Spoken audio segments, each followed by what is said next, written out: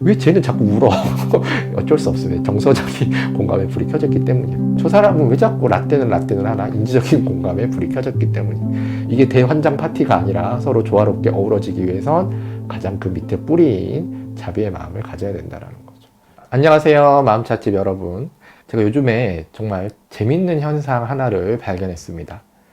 저 같은 경우에 이제 29살, 30살쯤에 차를 처음 시작해서 우리나라에서 좀 유명하다는 찻집이나 구하기 어렵다는 차를 구하러 많이 다녔었는데 그렇게 다니면 다들 깜짝 놀라셨어요. 이렇게 어린 사람이 차를 하느냐 되게 의외로 생각하셨던 거죠. 왜냐면 그때만 하더라도 이렇게 차를 하시는 분들의 연령이 좀 높았습니다. 왜냐면 이 차값이 좀 비싸기도 할 뿐더러 되게 어른들이 좋아하는 취미생활이라는 사회적인 시선이 있었던 것 같아요. 커피가 아니라 동양차, 녹차나 보이차 같은 차들은 정말 그랬습니다.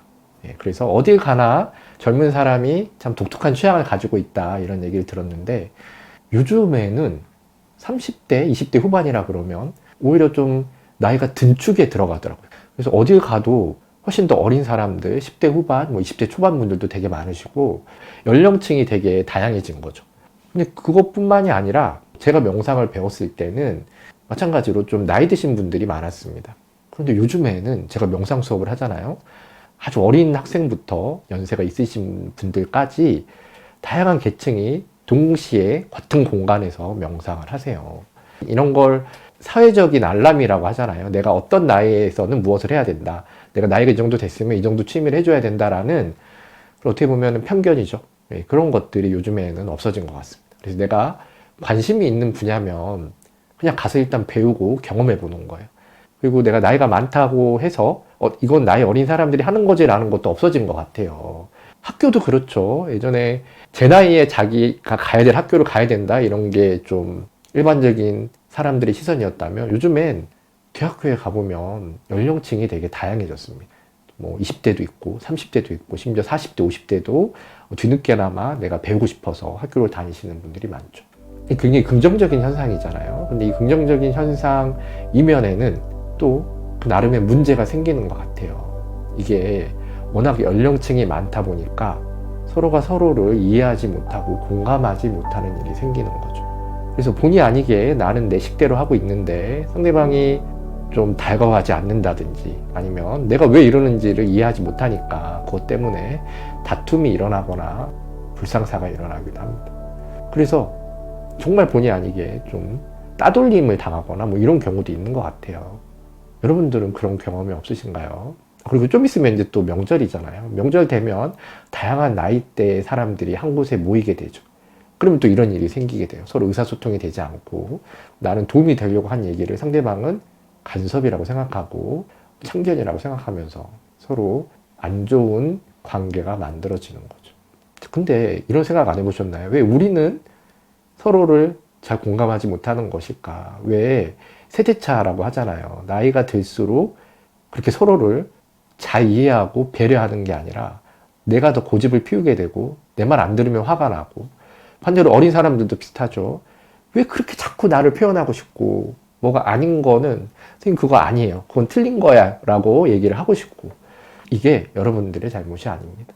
이거는 뇌과학적으로 접근할 필요가 있어요. 전 세대를 아우르는 공감이라는 게 없습니다. 이 뇌가 나이가 들면서 성장하는 부위가 다르잖아요. 그 부위에 따라서 우리의 공감 포인트가 달라져요. 아주 어렸을 때는 우리가 거울처럼 상대방을 따라하는 뇌가 발달을 합니다. 그래서 어떤 공감을 하게 되냐면 정서적인 공감을 하게 돼요. 상대방이 울면 나도 울고 상대방이 기쁘면 나도 기쁜 거죠. 그래서 조금만 애 있으면 애가 한 명 울기 시작하면 강아지처럼 얘도 울고 얘도 울고 얘도 울고 이게 정서적인 공감이 강하기 때문에 그래요. 보편적인 현상인 거죠. 그 나이 또래에. 근데 좀 더 나이를 먹잖아요. 그래서 20대 청년이 되면 어떤 공감이 가장 발달하냐면 도덕적인 공감이 발달합니다. 옳고 그름이 생겨요. 그래서 나와 가치관이 맞는 사람들끼리 어울리게 되고 가치관이 다른 사람은 겉으로는 그렇지 않지만 속으로는 나랑 맞지 않다, 틀리다라고 판단을 하고 도대체 저 사람을 이해할 수 없는 사람으로 내가 여기게 되는 거죠. 이게 도덕적인 공감입니다.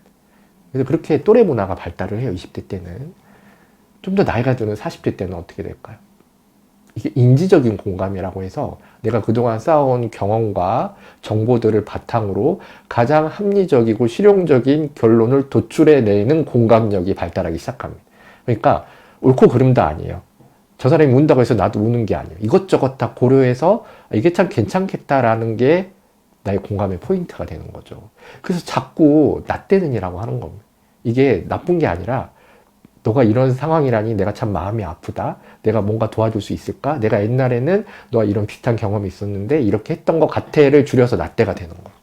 실용적이고 현실적인 도움을 주고 싶은 거예요. 그게 공감의 방식인 거죠. 자, 이 세 종류의 사람을 한 방에 몰아놨다고 생각해 보십시오. 그래서 난리가 나는 거예요. 한쪽은 울고 있고 한쪽은 그건 틀렸다 그러고 나는 너에게 가르쳐 준다 그러고.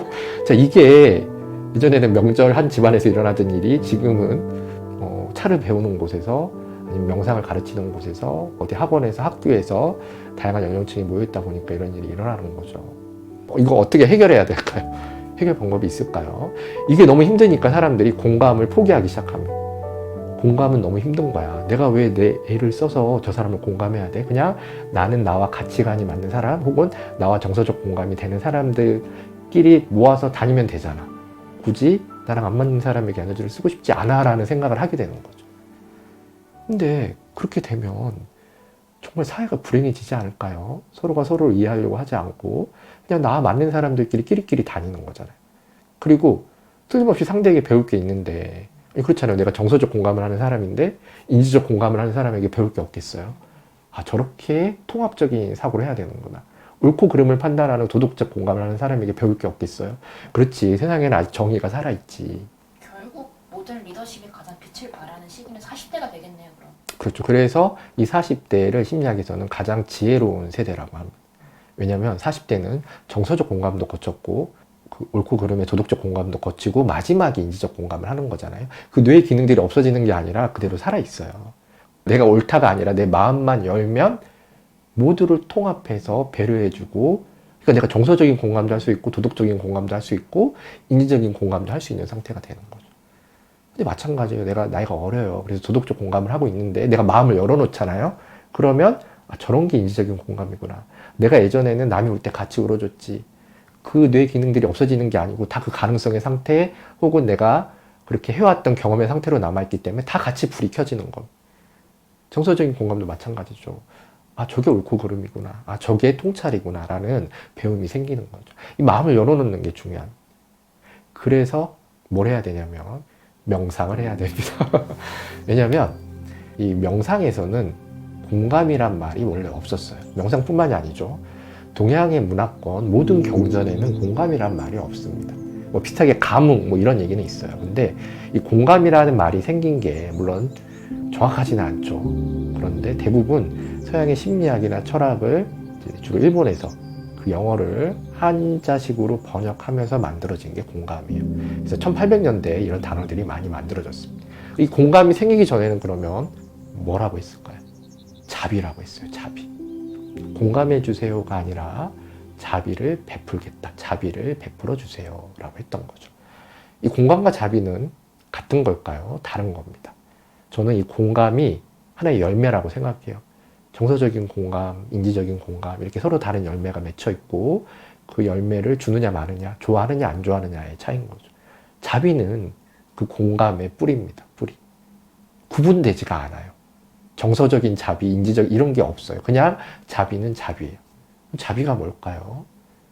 한자 그대로 하면 자애와 슬플 비자를 같이 써서 나를 사랑하고 남의 슬픔에 나의 사랑을 줄 수 있는, 그래서 그 슬픔을 같이 슬퍼할 수 있는, 거기서 끝나는 게 아니라 내가 무언가 도움을 주려고 하는 마음까지를 자비라고 합니다. 그래서 이 자비에서 되게 중요한 네 가지 마음가짐이 있어요. 그거를 사무량심이라고 해요. 네 가지 끝없이 펼쳐지는 아주 넓은 마음이라는 뜻입니다. 이 자비가 그래요. 한계가 없고 끝이 없어요. 이 사무량심에 네 가지가 있는데 첫째가 자애, 자애로운 마음이에요. 사랑하는 마음. 두 번째가 슬플 비자를 써서 남의 슬픔을 내가 나의 것처럼 여기고 같이 슬퍼하는 마음을 얘기합니다. 세 번째가 희예요. 희, 기쁠 희라 그래서 남의 기쁨에 내가 같이 기뻐하는 마음을 얘기합니다. 그리고 네 번째가 사예요. 사는 평등한 마음인데, 이게 어떤 평등함이냐면 이게 좋고 저게 없다라는 분별심을 버리는 평등함이에요. 그러니까 내 기준으로 그 기쁨을 생각하지 않는 거예요. 너도 기쁘고 나도 기쁜데 이 기쁨에는 차이가 없다라는 거. 작은 거에서부터 큰 것까지.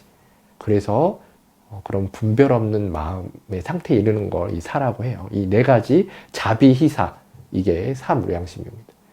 이 마음을, 네 가지 마음을 펼치는 게 자비로움이에요. 자, 근데 이 자비희사, 네 가지 마음은 누구에게나 세대의 나이에 상관없이 똑같이 가지고 있는 마음이라는 거죠. 이 자비희사의 마음에서 공감이라는 열매가 열리는 겁니다. 그래서 공감에 집중하지 말고 오히려 자비에 집중해야 돼요. 그런데 원래 가지고 있는 마음이기 때문에 내가 이것을 일으키기만 하면 되는 겁니다. 일으키기. 마치 양심 같은 거죠. 원래 내가 가지고 있지만 내가 나의 편의에 따라서 버튼을 꺼놓잖아요, 많이. 이 자비도 마찬가지예요. 내가 버튼을 꺼놓는 경우가 많은데 버튼을 키면 됩니다. 어떻게 킬까요? 자비 명상이라는 게 있습니다. 이 자비 명상은 되게 마법 같은 주문이에요. 이걸 계속 하고 있으면 이 자비의 버튼이 켜지면서 자비로운 마음이 자연스럽게 일어납니다. 이 자연스러움 속에서 다양한 공감의 열매들이 열리는데, 나는 정서적 공감만 해, 나는 도덕적 공감만 해가 아니라 아까 얘기한 것처럼 굉장히 긍정적인 의미, 서로가 서로를 받아들이고 배우려고 하는 그런 굉장히 긍정적인 상태가 되는 거죠. 두 가지 생각을 할 수 있어요. 첫 번째가 내가 그러다 진짜 호구가 되는 거 아니야가 있고, 두 번째는 선생님 그거 너무 가식적인 거 아닌가요? 그거는 내가 진짜 처음에는 우러나서 하는 게 아니잖아요. 맞아요. 이 둘 다 맞는 얘기입니다. 그런데 보세요. 처음에는 내가 그렇게 되고 싶은 의도를 가지고 하는 거예요. 이게 되겠지, 어떤 의지를 가지고 하는데 이제 그게 자꾸 쌓이잖아요. 쌓이다 보면 정말 그렇게 생각하게 됩니다. 그러니까 제가 좀 이따 자비 명상 하는 법을 가르쳐 주겠지만, 자비 명상 처음에 하면 사실 자비를 베풀고 싶지 않은 마음이 생길 수도 있고 내가 자유롭지 않고 싶을 때도 있잖아요. 그런데 일단 자비를 베풀고 자비를 베푸는 연습을 한다라는 거죠. 그런 내가 좀 가식스럽게 느껴져요, 처음에. 그런데 그게 계속 반복되고 습관이 되면 어느새 그렇게 하는 게 자연스러워지는 것. 그게 실제 내 감정이 되는 거예요. 시간이 좀 오래 걸릴 수 있어요. 하지만 결국에는 그렇게 되더라는 거죠. 그리고 또 하나가, 이 명상이 좋은 점은 상대방에 대한 어떤 공감, 나의 자존감, 그런 것들이 실제 수치상 상승하기도 하지만 인지 능력이 되게 좋아집니다. 그래서 호흡으로 당하는 게 아니라 내가 그렇게 하면서 저 사람의 의도나 아니면 저 사람이 뭘 하려는지를 인지적으로 파악을 해요. 그래서 생각보다 그렇게 내가 당하지 않습니다. 거리를 둘 때는 적당한 거리를 두고, 그리고 내가 무언가 강력하게 어필할 때는 어필을 해요. 대신 상대방을 싫어하는 마음이 아니라 자비로운 마음으로 되게 현실적인 방법을 찾는 거죠. 마치 인지적인 공감을 하는 것처럼 상황 파악이 전혀 안 되는 게 아니라 누구보다 똑똑하게 상황 파악을 하면서 자비를 베풀게 되는 거죠.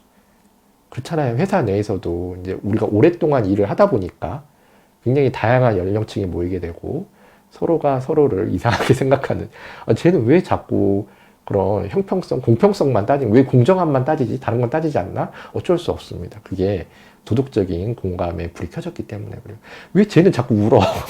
어쩔 수 없습니다. 정서적인 공감에 불이 켜졌기 때문이에요. 나이가 들어도 그 부분만 발달하는 사람들이 있으니까요. 저 사람은 왜 자꾸 라떼는 하나? 인지적인 공감에 불이 켜졌기 때문이에요. 이게 대환장 파티가 아니라 서로 조화롭게 어우러지기 위해선 가장 그 밑에 뿌리인 자비의 마음을 가져야 된다는 거죠. 자, 자비 명상 어렵지 않고 중요한 건 이 호흡과 함께 하는 거예요. 자, 일단 3명을 떠올리십시오. 자, 한 명은 나를 떠올리셔야 돼요. 나. 이름도 괜찮고 나에 대한 이미지도 괜찮아요.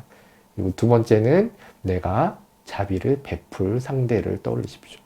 되게 불쌍한 사람도 괜찮고 도와주고 싶은 사람도 괜찮고 나를 화나게 하는 사람도 괜찮아요.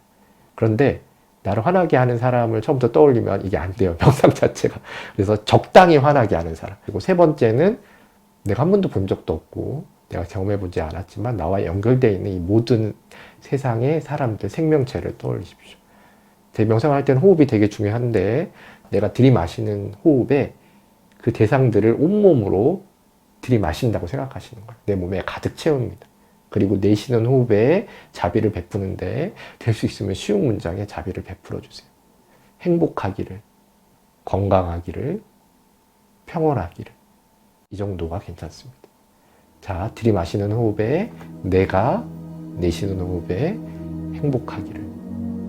그리고 충분히 이걸 반복해서 내가 그 행복을 받았다고 생각하면 그 다음 사람으로 넘어가십시오. 들이마시는 호흡에 그 사람이 내쉬는 호흡에 행복하기를. 내가 나에게 베풀었던 자비 그대로 그 사람에게 베풀어 주십시오.